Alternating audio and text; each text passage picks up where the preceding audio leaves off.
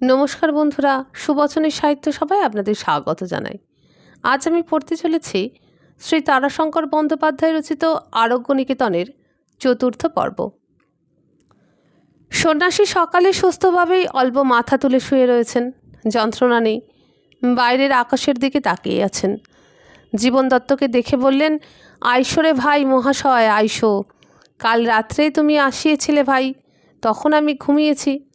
ওহি শশী বেটা কি একটু দাওয়াই দিলে, বাস 5 মিনিট কো ভিতর বেহোশ হইয়া গেলাম। আজ তো ভালো আছেন, ওষুধে তো ভালো ফলই হয়েছে, হাসলেন জীবন। কে জানে ভাই, ঘাড় নাড়লেন। কেন, কোনো যন্ত্রণা রয়েছে এখন? আর অসুখ কি ঠিক সমঝাতে পারছি না। হাতটা তুমি দেখো ভাই, দেখো তো দাদা, ছুটি মিলবে কি না। ছুটি নিতে ইচ্ছে হলেই মিলবে, ইচ্ছে না হলে তো আপনাদের ছুটি হয় না। সে পুণ্য আমার নাই রে ভাই। সে পুণ্য সন্ন্যাসীর নাই, তা জীবন দত্ত বুঝেছেন।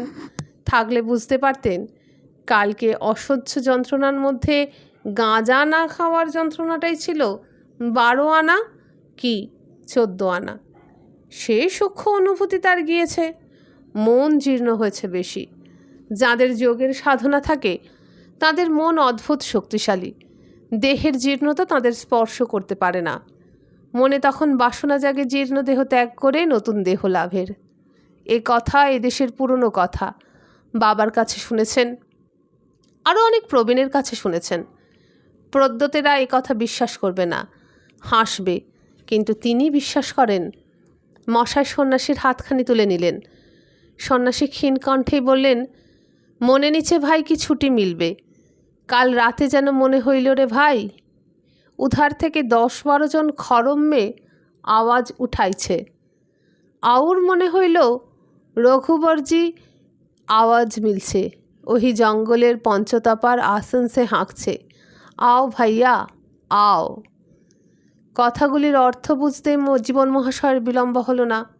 ওধারে জঙ্গলের মধ্যে এখানকার পূর্বতন মহান্তদের সমাধি রয়েছে, সেখান থেকে খড়মের আওয়াজও শুনেছেন সন্ন্যাসী। অর্থাৎ তাঁরা এসেছিলেন একে আহ্বান জানাতে। রঘুবরজি এই সন্ন্যাসীর গুরুস্থানীয় এবং এর ঠিক আগের মহান্ত। তিনি ছিলেন সত্যকারের যোগী।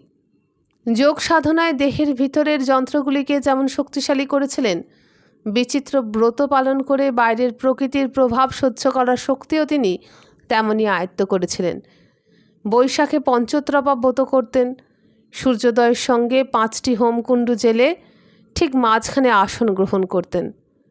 সারা দিন আসনে বসে পর পর কুণ্ডে কুণ্ডে আহুতি দিয়ে সন্ধ্যায় সূর্যাস্তের পর সে দিনের মতো হোম শেষ করে উঠতেন।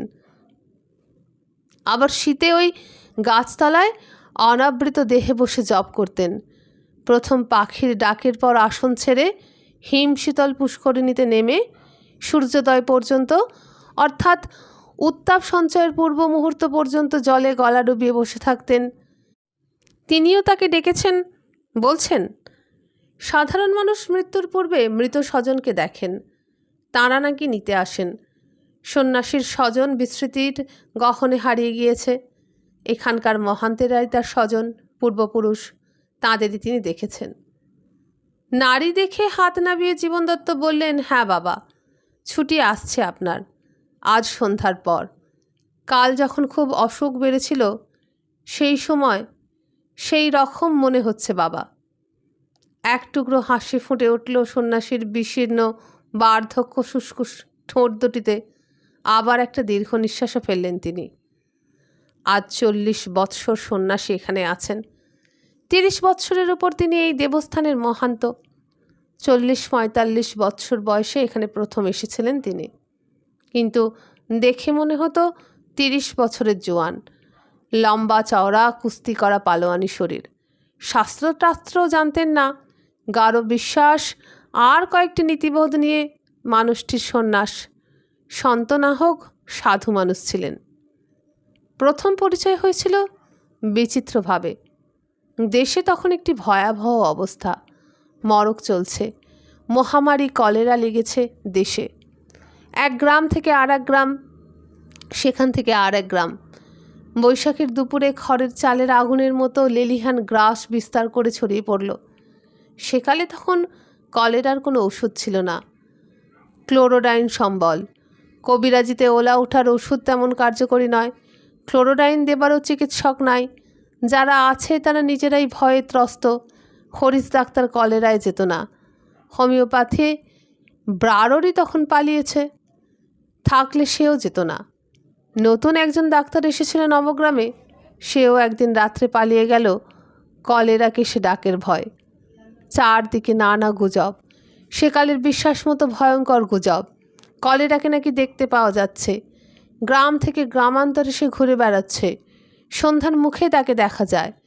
শীর্ণ কঙ্কালসার শরীর, চোখে আগুনের মতো দৃষ্টি, পিঙ্গল রুক্ষ চুল। একটি মেয়ে, পরনে তার একখানা ক্লেদাক্ত জীর্ণ কাপড়, বগলে একটা মরা বাওয়া তালপাতার চাটাই নিয়ে সেই পথ ধরে গ্রামে ঢোকে, যে পথ ধরে গ্রামের সব নিয়ে শ্মশানে যায়। সন্ধ্যায় ঢোকে।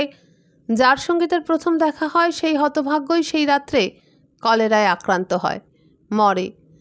তারপর রোগ ছড়ায় ঘরে ঘরে, পাড়ায় পাড়ায়। লোকে পালাতে লাগলো গ্রাম ছেড়ে। অবস্থাপন্নেরা আগে পালালো, নবগ্রামের বাবুরা তার মধ্যে সর্বপ্রথম। তারপর সাধারণ লোকেরা, থাকলো গরিবেরা আর অসম সাহসী জন কয়েক। তার মধ্যে মাতাল গাঁজালেরার সংখ্যা বেশি। মদ খেয়ে গাঁজা টেনে ভাম হয়ে বসে থাকতো, কালী নাম হরিনাম করে চিৎকার করত। তিনিও হরিনাম করতেন। চিরকালই তিনি সংকীর্তনের দলের মূল গায়নী করেন। গলা তাঁর নাই, সুকণ্ঠ তিনি নন, তবে গান তিনি বোঝেন এবং গাইতেও তিনি পারেন। হ্যাঁ, তা পারেন। 10 কষিতে সংকীর্তন এখনও তিনি গাইতে পারেন।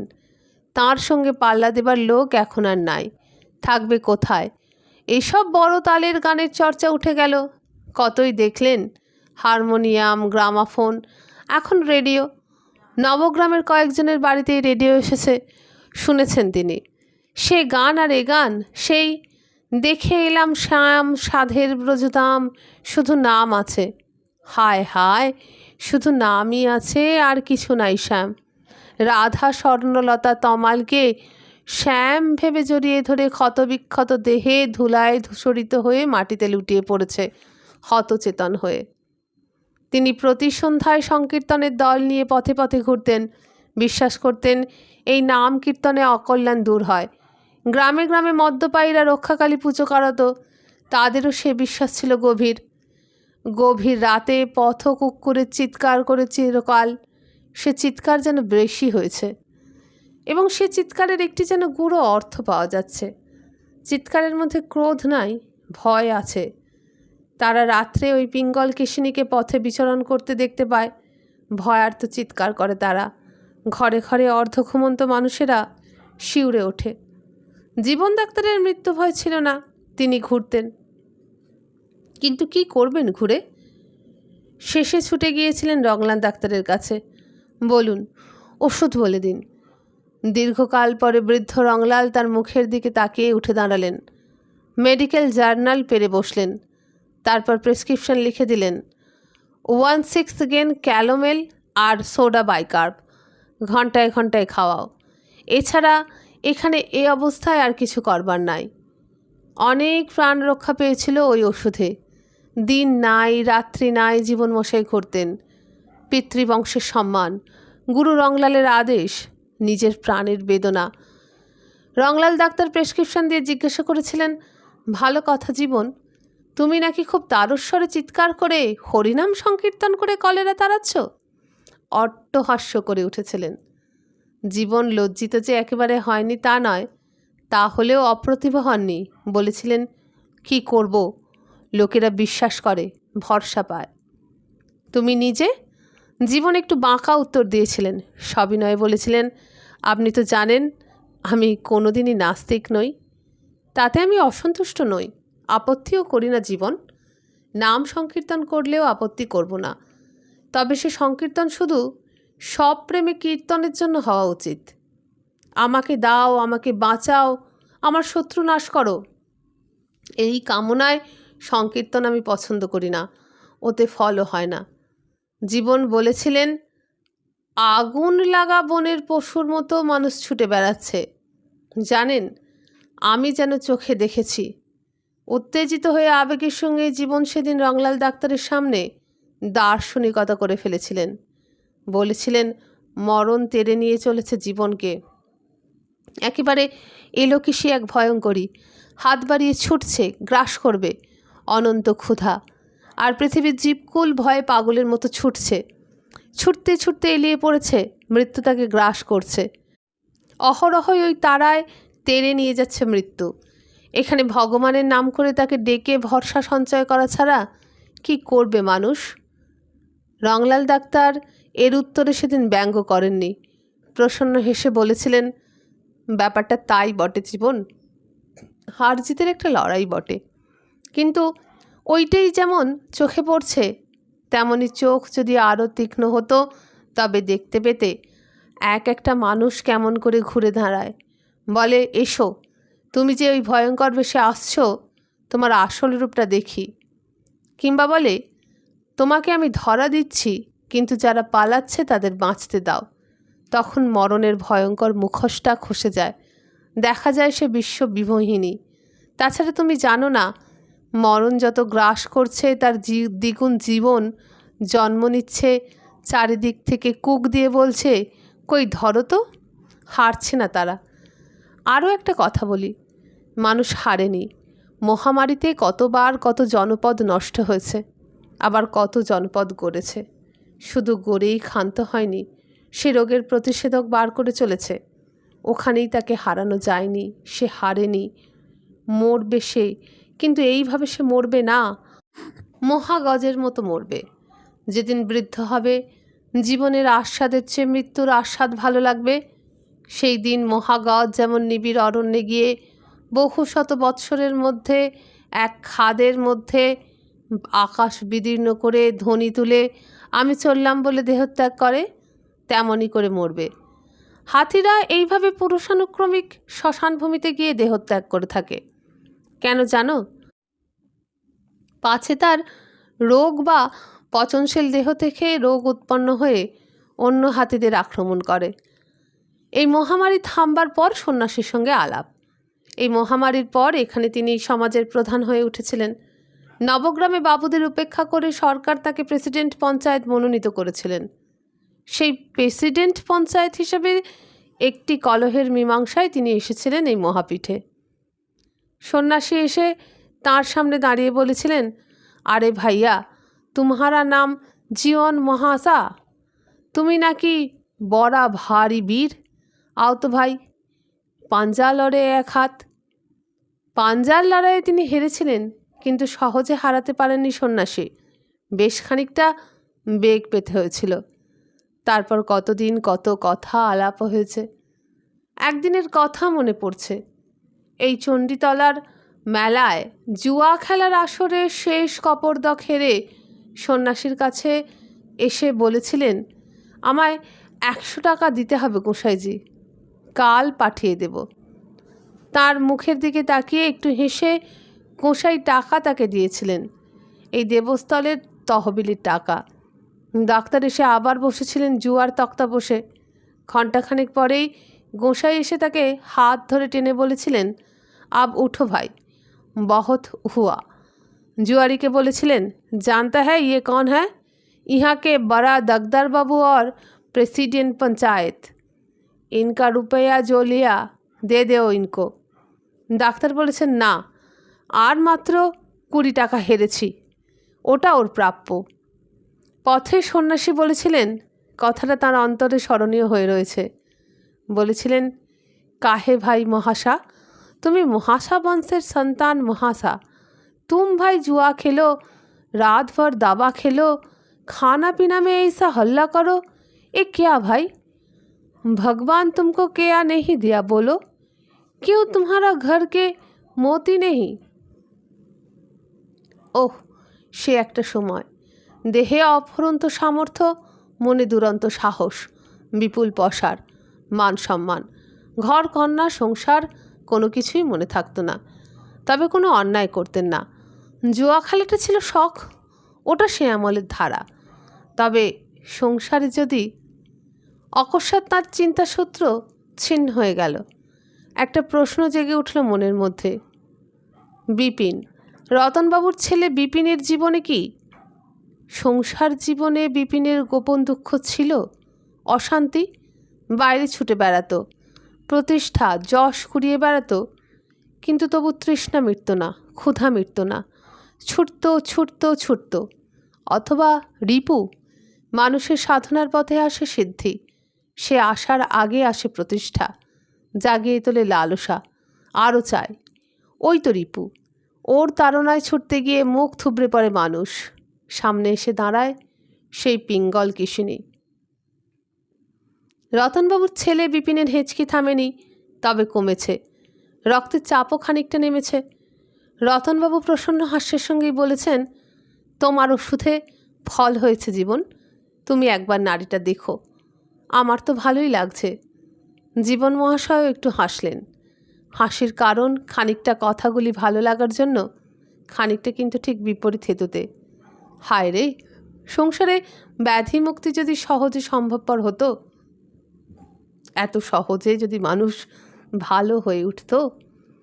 হাসির কারণ আরও খানিকটা আছে। রতনবাবুর মতো মানুষ, পণ্ডিত মানুষ, জ্ঞানী ব্যক্তি, একমাত্র সন্তানের এই ব্যাধি হওয়ার পর তিনি ডাক্তারি বই আনিয়ে এই ব্যাধিটি সম্পর্কে পড়াশোনা করে সব বুঝতে চেয়েছেন, বুঝেছেনও, এবং পৃথিবীতে মানুষের জীবনের ক্ষণস্থায়িত্বে মর্মান্তিক তত্ত্বও তিনি ভালো করেই জানেন। তাকেও এইটুকুতে আশান্বিত হয়ে উঠতে দেখে হাসলেন জীবনমশাই। রতনবাবু আবার বললেন, দেখো, আমার অনেক দিন থেকে ইচ্ছে ছিল যে কবিরাজি মতেই চিকিৎসা করাই। বিলাতি চিকিৎসার অদ্ভুত উন্নতি হয়েছে, কিন্তু ওদের ওষুধগুলো আমাদের দেশের মানুষের ধাতুর পক্ষে উগ্র, আমাদের ঠিক সহ্য হয় না। ক্রিয়ার চেয়ে প্রতিক্রিয়ার ফল হয় গুরুতর। বৃদ্ধ এই নৈরাশ্যের তুফানের মধ্যে একগাছি তৃণের মতো ক্ষীণ আশার আশ্রয় পেয়ে উল্লসিত হয়ে উঠেছেন। কথা বলতে তার ভালো লাগছে। তবে আমার মনের কথা আমি কাউকে বলি না, বুঝেছ ভাই? ওটা আমার প্রকৃতি ধর্ম নয়। বিপিনের নিজের বিশ্বাস নাই, বৌমার নাই। বিপিনের বড় ছেলে এমএ পড়ছে, সে তো একটু বেশি রকমের আধুনিকপন্থী, তাদেরও বিশ্বাস নাই। আমি বললে তারা কেউ আপত্তি করবে না, সে আমি জানি। মুখ ফুটে কেউ কোনো কথা বলবে না, কিন্তু অন্তরে অন্তরে তো তাতে সায় দেবে না, মনের খুঁতখুঁতুনিতে থাকবে। সেক্ষেত্রে আমি বলি, না, বলবো না। তবে কাল যখন ডাক্তারেরা সকলেই বললেন যে হেঁচকি থামাবার আর কোনো ঔষধ আমাদের নাই, তখন আমি তোমার কথা বললাম। আজ সকালে ডাক্তারদেরও ডেকেছি, তাঁরাও আসবেন। হাসপাতালের প্রদ্যোৎ ডাক্তার, হরেন, সবাই আসবেন। সকলে মিলে পরামর্শ করে একটা ব্যবস্থা করো ভাই। গম্ভীর হয়ে উঠলেন জীবনমশাই, বললেন, দেখো রতন, শুধু হেঁচকি বন্ধ করবার জন্য আমাকে তোমরা ডেকেছ, আমি ভাই তার ব্যবস্থাই করেছি। তা কমে এসেছে, হয়তো আজ ওবেলা পর্যন্ত হেঁচকি বন্ধ হয়ে যাবে, তারপর একটা পথ ধরতে হবে। আমি কবিরাজিও জানি, অ্যালোপ্যাথিও করি। আমি বলছি ভাই, দু নৌকায় পা রেখে চলাতে চলবে না, হয় কবিরাজি নয় অ্যালোপ্যাথি, দুটোর একটা করতে হবে। ওরাও ঠিক এই কথাই বলবেন। একটু চুপ করে থেকে বললেন, আর আজ এখন তো আমি অপেক্ষা করতে পারবো না, আমার বাড়িতে কয়েকজন রোগী বসে আছে। ভোরবেলা চণ্ডীতলার মহান্তকে দেখতে গিয়েছিলাম, পথে বিপিনকে দেখে যাচ্ছি। হেঁচকি কমেছে, আমি নিশ্চিন্ত। আমি বিপিনকে দেখে যাই, তারপর ওরা আসবেন, দেখবেন, পরামর্শ করে যা ঠিক হবে আমি ও বেলা এসে শুনব।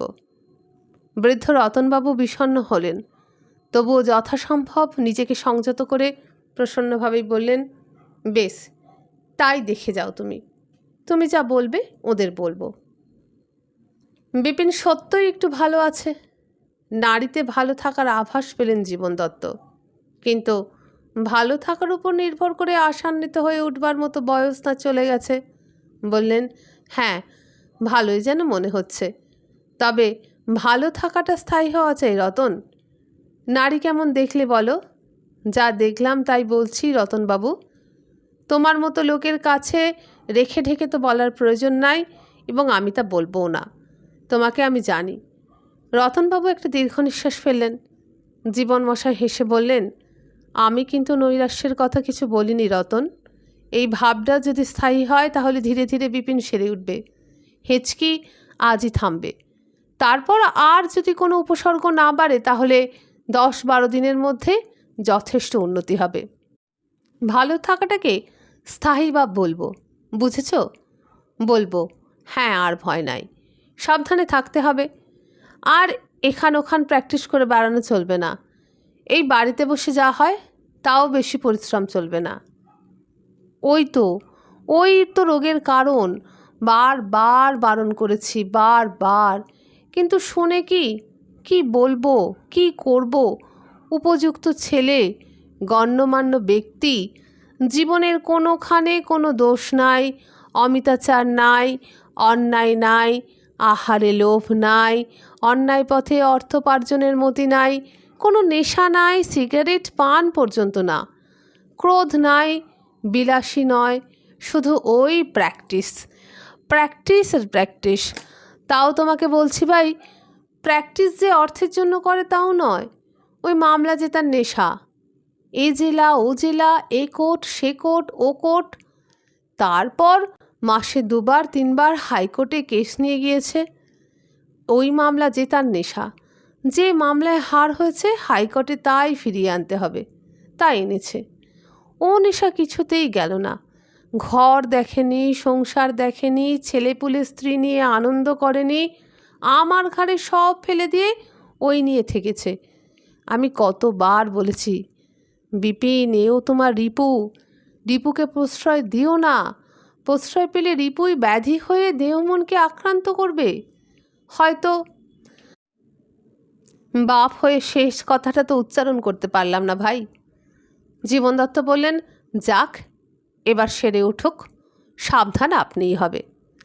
একটি কিশোর ছেলে এসে দাঁড়ালো। আপনার ফি। এইটি বিপিনের বড় ছেলে, চমৎকার ছেলে। এ কি, 4 টাকা কেন? আমার ফি 2 টাকা। 2টি টাকা তুলে নিয়ে জীবনমশাই পকেটে ফেলে বেরিয়ে পড়লেন। ছেলেটি সঙ্গে সঙ্গে বেরিয়ে এলো। বলল, আপনি কি ডাক্তাররা যখন আসবেন তখন থাকবেন না? হ্যাঁ, আমি থেকে কি করব? আপনার মতামত বলবেন। আমি তো শুধু হিক্কার জন্য ওষুধ দিয়েছি, ওটা একটা উপসর্গ। মূল চিকিৎসা তো ওরাই করছেন। হাসলেন জীবন ডাক্তার। ছেলেটি চুপ করে দাঁড়িয়ে রইল। হঠাৎ বলল, ও বেলা একবার আসবেন না? আসবো? আচ্ছা, আসবো। ডাক্তার চলে গেলেন। বিপিন বোধহয় বাঁচবে না, ভালো খানিকটা মনে হলো বটে, কিন্তু আজ যেন স্পষ্টই তিনি নারী দেখে অনুভব করলেন, মৃত্যু আসছে কেন? ইতিমধ্যে এসে দাঁড়িয়েছে, ছায়া পড়েছে তার। রতনবাবুর কথা ভাবলেন। বড় আঘাত পাবে রতন। নিজের কথা মনে পড়ল। তাঁর ছেলে বনবিহারী মারা গেছে, বিপিনেরই বয়সী সে। একান্ত তরুণ বয়সে বনবিহারী মারা গেছে। নিজের অমিতাচারে, মদ্যপান এবং তার আনুষঙ্গিক অনাচার করে নিজেকে জীর্ণ করেছিল। তার উপর ম্যালেরিয়ায় ভুগে নিজেকে ক্ষয় করেছিল সে। বিপিন নিজেকে অতিরিক্ত কর্মভারে পীড়িত করে ক্ষয় করেছে। রতনবাবুর কথাগুলি মনে পড়ল। ঘর দেখেনি, সংসার দেখেনি, ছেলেপুলে স্ত্রী নিয়ে আনন্দ করেনি। শুধু কাজ, মামলা। কতবার রতনবাবু বলেছেন, বিপিন, এও তোমার রিপুই বটে। বড় ভয়ঙ্কর রিপু, বড় ভয়ঙ্কর। তিনি নিজে ভুগেছেন যে। জীবন্তে মৃত্যু ঘটেছে বলে তিনি তার হাত থেকে পরিত্রাণ পেয়েছেন। বনবিহারীর মৃত্যুর পর তিনি চিকিৎসায় অমনোযোগী হয়েছেন এবং কাল অগ্রসর হয়ে তাকে পুরানো জীর্ণ বলে ঘোষণা করেছে। আজ তার অবস্থা গজভুক্ত কপিত্থের মতো। সত্য বলতে গেলে এ তো তাঁর মৃত্যু। কেমন দেখে এলি রতনবাবুর ছেলেকে? শেতাবের বাড়ি এসে পড়েছে, খেয়াল ছিল না। কি দেখলি? দেখবো আর কি, আমি তো দেখছি না, দেখছে ডাক্তাররা। আমাকে ডেকেছিল হিক্কা বন্ধের জন্য, তা কমেছে।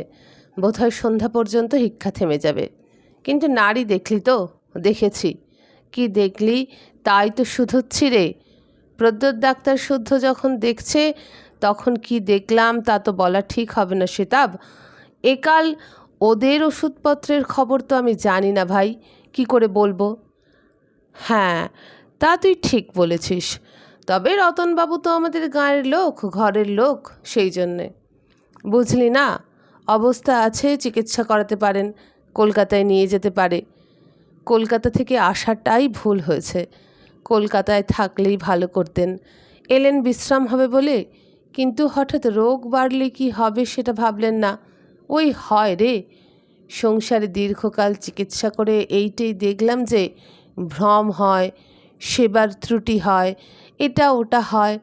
কলকাতা নিয়ে যাওয়া আর চলবে না। মানে, তাহলে?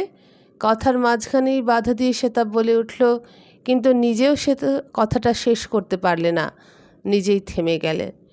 না না, সে বলিনি, বলার মতো কিছু পাইনি, তবে বুঝলি না, তবু যেন ভরসা পাচ্ছে না। একটা দীর্ঘ নিঃশ্বাস ফেললেন ডাক্তার। এরপর দুজনেই চুপ করে বসে রইলেন।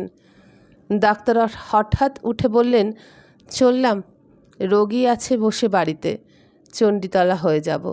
গোঁসাই এখন তখন, জানিস? শুনেছি কাল, আজ বোধহয় ভালো আছেন একটু।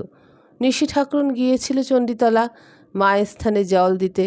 সে বলছিল শশী নাকি ভালো করেছে গোঁসাইকে এক দাগ ওষুধ খাইয়ে।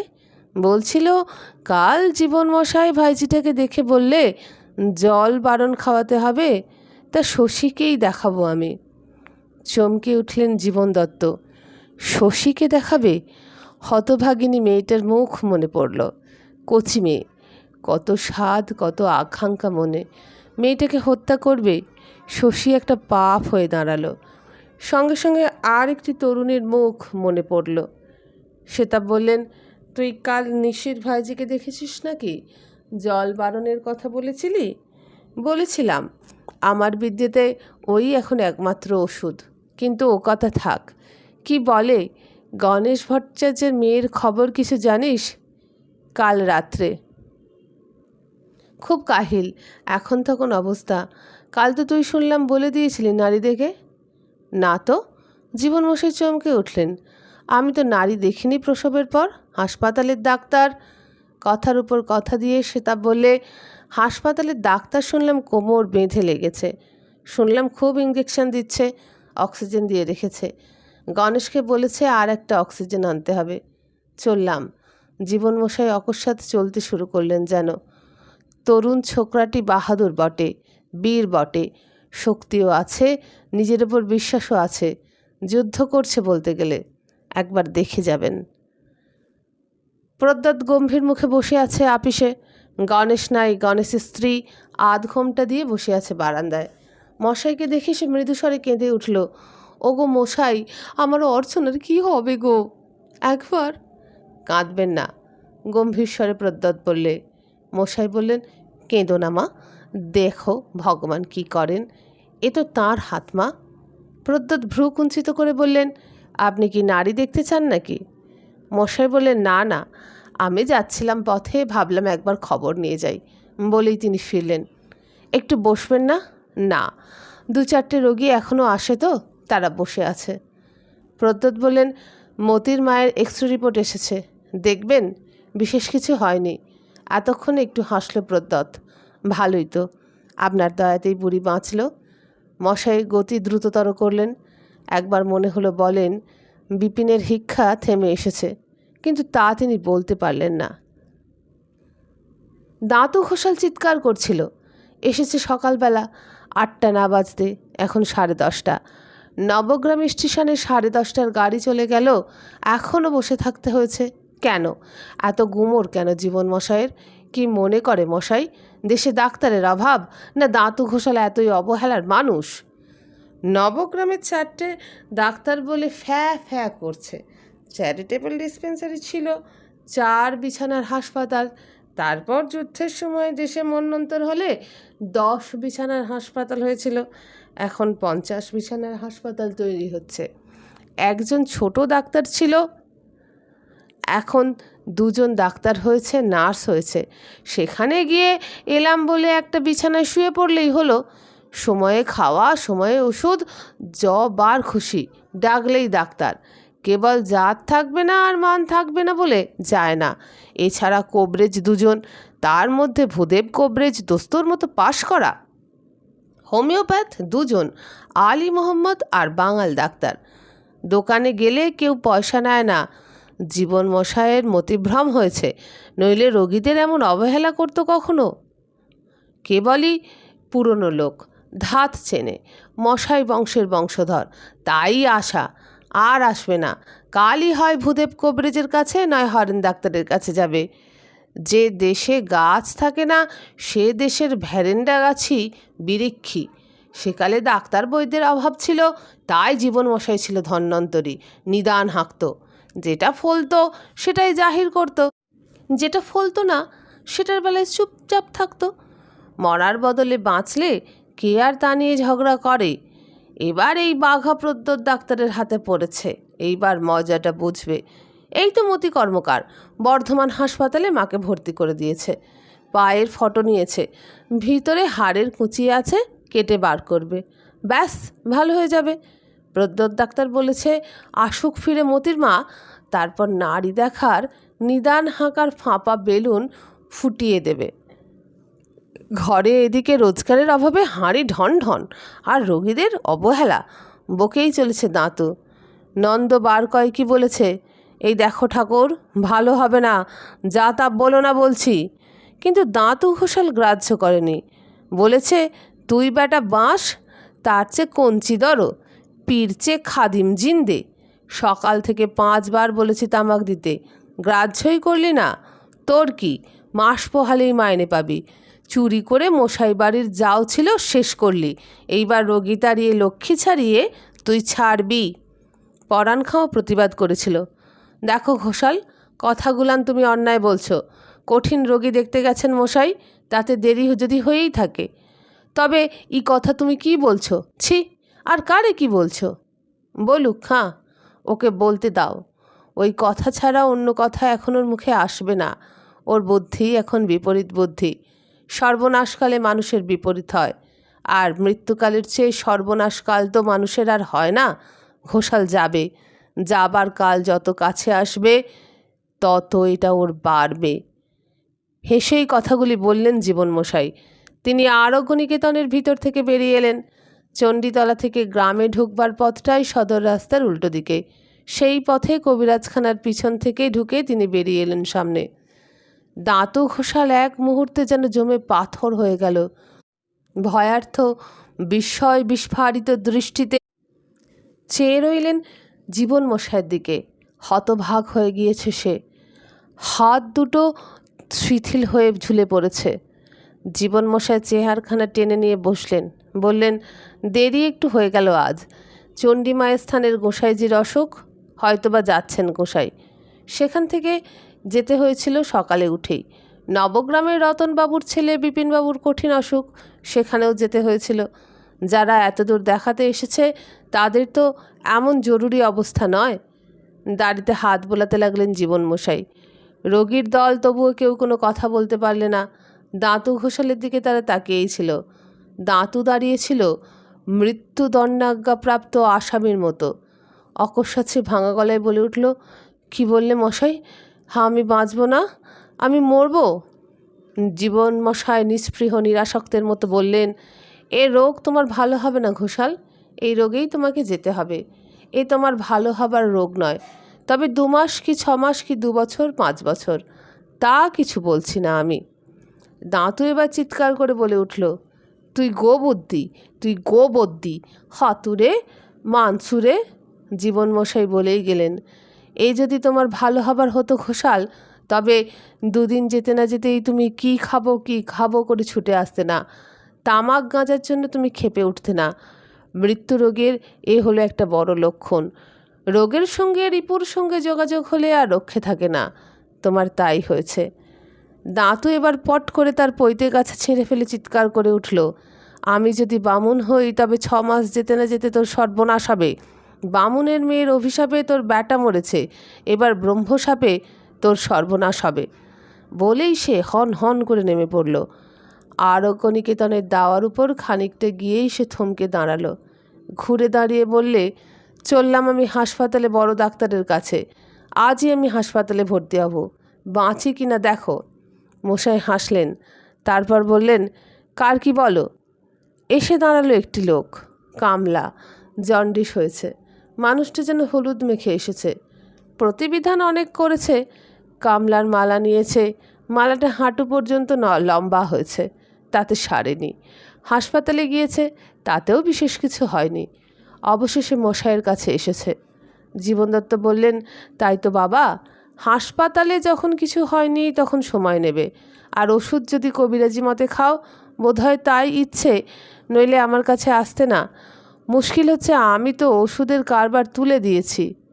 একটা দীর্ঘ নিঃশ্বাস ফেলে বললেন, আমি মোটামুটি চিকিৎসা করাই ছেড়ে দিয়েছি। নতুন কাল, নতুন চিকিৎসা, নতুন রুচি, এ তো আমার কাছে নাই। তাছাড়া আমার নিজেরও আর ভালো লাগে না। তবু এককালে চিকিৎসা করতাম, 2-4 জন পুরানো লোক আজও ছাড়ে নাই, তাই তাদের দেখে দিই, বুঝেছ না? একটু হাসলেন। দাঁতু ঘোষালের প্রসঙ্গটা তার মনের মধ্যে তখনও ঘুরছিল। তুমি বরং ভূদেব কবরেজের কাছে যাও, সে ওষুধপত্র রাখে। আর নতুনকালে কবিরাজি শিক্ষার কলেজ হয়েছে, সেখানে থেকে পাশ করেও এসেছে, বুঝেছ না? কবিরাজিতে নিজের ওষুধ ছাড়া চিকিৎসা করে ফল হয় না। আগে না ডাক্তারবাবু, আপনি দেখুন আমাকে, নইলে আমি হয়তো বাঁচব না। আমার বাবা দাদা সবাই ঠিক এই বয়সে গিয়েছে, 35 থেকে 40-এর ভিতর। আমাকে বাঁচান। না না, না বাঁচবার মতো তোমার কিছু হয়নি বাপু। আর বাঁচা মরার ব্যাপারটাই একটা আশ্চর্য ব্যাপার। ওর উপরে যদি মানুষের হাত থাকতো। হাসলেন ডাক্তার। শুনলে না, দাঁতু রেগে বলে গেল আমার ছেলের কথা। সে নিজে ডাক্তার ছিল। এ কি কাঁদছো কেন তুমি? আচ্ছা আচ্ছা, আমিই দেখব, তুমি বসো, আমি ওষুধ লিখে দিচ্ছি, ভূদেবের কাছে কিনে নিয়ে খাও, তারপর আমি ঘরে তৈরি করে দেব, বুঝেছো? ভয় নেই, ভালো হয়ে যাবে। এত ভয় পেয়েছো কেন? দাড়িতে হাত বোলাতে লাগলেন ডাক্তার। লোকটি বড় ভয় পেয়েছে, ভয় রোগের জন্য নয়। বাবা দাদা ঠিক এই বয়সে মরেছে বলে ও বেচারিও ভয় পেয়েছে। ভয়টা খুব অহেতুকও নয়, এমন হয়, বিচিত্রভাবেই হয়। পরাণ হেসে লোকটিকে বলল, আর কিছু ভয় তুমি করিও না বেটা, মশাই বলেছেন ভয় নাই। একেবারে বেদ বাক্যি। পরাণ তার মন রাখছে সে জীবন মশাই জানেন, কিন্তু এই মন রাখাটুকু তার ভালো লাগে। পরাণ লোক ভালো, কৃতজ্ঞতা আছে। সেই তার প্রথম জীবনে জীবন দত্ত তাকে টাইফয়েড থেকে বাঁচিয়েছিলেন। তখন পরাণের অবস্থা সচ্ছল ছিল না, দিন মজুরি করত। জীবন দত্তের বাড়িতেই মজুরি খেটেছে। তখন তিনি তার বিনা পয়সায় চিকিৎসা করেছিলেন। সে কথা পরাণ আজও ভুলে যায়নি। সে এখন বড় ডাক্তার ডাকতে পারে, তবু সে জীবন দত্ত ছাড়া কাউকে দেখায় না।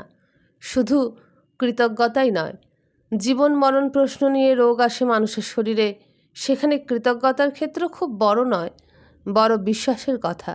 সে বিশ্বাস আছে পরাণের। যে তাকে এত বড় বিশ্বাস করে, তাকে স্নেহ না করে কি পারেন তিনি? তবে বিবির জন্য পরাণের ভাবনায় ডাক্তার কিঞ্চিত কৌতুক না করে পারেন না। একবার তিনি নিজেই বলেছিলেন, পরাণ, বিবিকে একবার না হয় কলকাতা নিয়ে যাও, এখন নানা রকমের পরীক্ষা হয়েছে, পরীক্ষা করিয়ে নিয়ে এসো। ডাক্তার কথাটা গুরুত্ব দিয়ে বলেছিলেন, কৌতুক করেননি।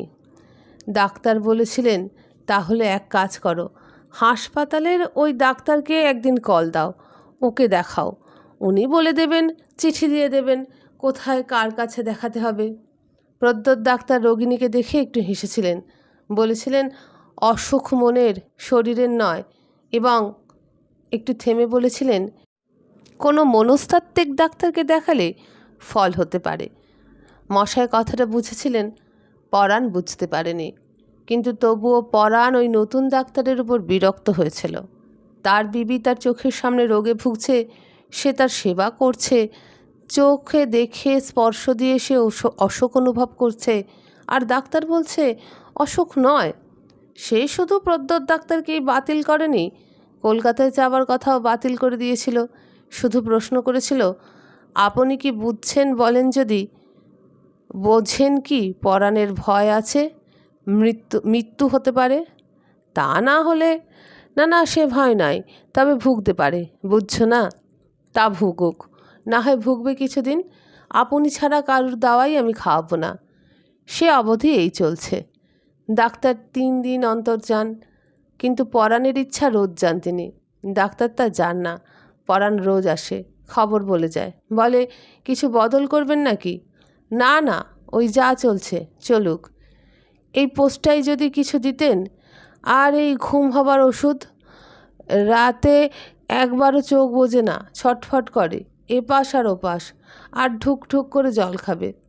একটা কিছু দিলেই পরাণ খুশি। আজও পরাণের একটা ওষুধ চাই। সে ভয়ার্ত জোয়ানটিকে জীবন মশাইয়ের অদ্ভুত চিকিৎসা পারঙ্গমতার কথা বোঝাতে বসেছে সেই উদ্দেশ্যেই।